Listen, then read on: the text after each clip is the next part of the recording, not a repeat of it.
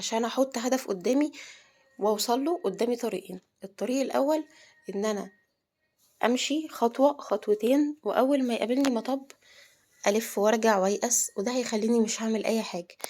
عشان كده في ناس بتقولك انا دايما ببدأ بخطوة خطوتين وبقف، ما بعرفش اكمل او ما بكملش اساسا، مبقاش عارفة اعمل ايه تاني. ده سببه سوء تخطيط، وسببه حاجة تانية إن أنا المفروض يقابلني أول مطب آخده بقى الطريق التاني، إن هو أنا آخده سلِّمة كده عشان أطلع وأوصل للهدف اللي أنا عايزاه. ما هو لازم الهدف يبقى صعب الوصول إليه، يعني مش حاجة مستحيلة، بس حاجة هاوصل لها، بس محتاجة أتعب شوية، محتاجة أعمل مجهود شوية، أقول لنفسي كلام إيجابي، معلش بكرة هتوصلي، معلش قدامِك هدف لازم توصلي له.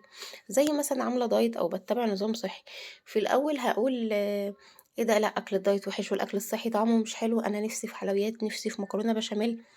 لكن ممكن حد تاني يقول لأ معلش أنا لمّا هاوصل للوزن ده هتبقى صحّتي أحسن، هتبقى نفسيتي أحسن، هتبقى يعني كل حاجة أحسن، هتبقى تحاليلي أحسن، هتبقى صحّتي أفضل.